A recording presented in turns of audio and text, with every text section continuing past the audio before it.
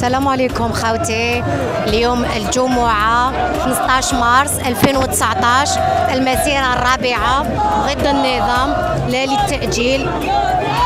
خرجت اليوم من قلب المسيرة، درت لكم هذا التسجيل. كما نقولوا مانيش موجده واش راني رايحه نهضر، لكن فقط حبيت نوجه رساله، هي انه السلياكي كنت طرحت حمله السلياكي ينتفض على الفيسبوك.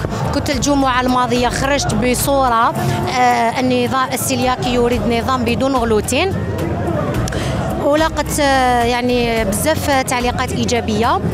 ومن بعد اطلقنا حمله السلياكي ينتفض للدفاع عن حقوق السلياكيين، لكن للاسف كان البعض عندهم راي اخر، وحدث لي تهجم وسب وشتم عبر التعليقات وعبر الرسائل. قال لك تخرجوا غير على جال كروشكم، الجزائر فيه محنه، الجزائر فيه ازمه، وانتم تهضروا لي على الماكله. الوغ نقول لهم هنايا الجزائر بحاجه لجميع اولادها، الجزائر راهي بحاجه الى السلياكي، حاجه الى ذوي الاحتياجات الخاصه، بحاجه الى جميع اطياف المجتمع باش يوقفوا معها في هذه المحنه. حتى واحد ما راهو وطني اكثر من الاخر. كامل خرجنا من اجل الجزائر، وكامل خرجنا من اجل التغيير، وخرجنا من اجل بناء جزائر جديده.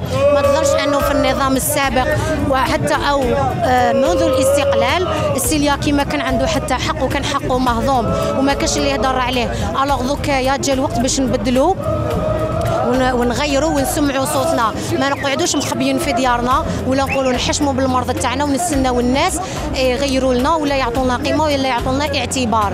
ديروا في بالكم انه الشعب الجزائري خرج اليوم ينتفض ضد الحقره، السلياكي راهو محقور. الشعب الجزائري خرج ضد الفساد، خرج ضد بزاف صوالح اللي منها قالوا لنا صرفوا 1000 مليار ما ديرش منها حتى 1000 راك. الجزائر دير في بالك انه يبنيوها ولادها، ودير في بالك اذا ما وصلتش رسالتك الان ما كاش اللي راح يهضر عليك من بعد. ممثلين تاع الشعب لاحين يطلعوا يهضروا باسم الشعب في هذه الفتره، لازم يكون على باله بلي كاين فئه محرومه اللي هي تاع السلياكيين. اذا انت ما وصلتلوش هذا الميساج هو ما على بالوش بك، وما ما ديرش في بالك انه انت قاعد في دارك وتجي الناس تريكلامي عليك، واحد ما على باله بك. وهذا الهضره اللي انا نهضرها نظن انه الناس اللي علقت ما يكونوش سلياكيين، لانه لو يكون سلياكي ولا عنده واحد من العائله تاعو الهضره ما يهضرهاش هذيك، ما يقولكش نخرج على جال كرشي. النصارى اللي قتلتونا والشعب اللي دموع سخونه، وعمركم ما سمعتونا، عمركم ما سمعتونا. احنا الام المدفونه في بلادي المغبونه، لا مره رحمتونا. احنا المرحوم والمرحومه والام المحرومه، قولوا لك يا حكومه يا حكومه. اليوم واقفه وزورونا في الشبانه نلقونا، احنا والكرتونه.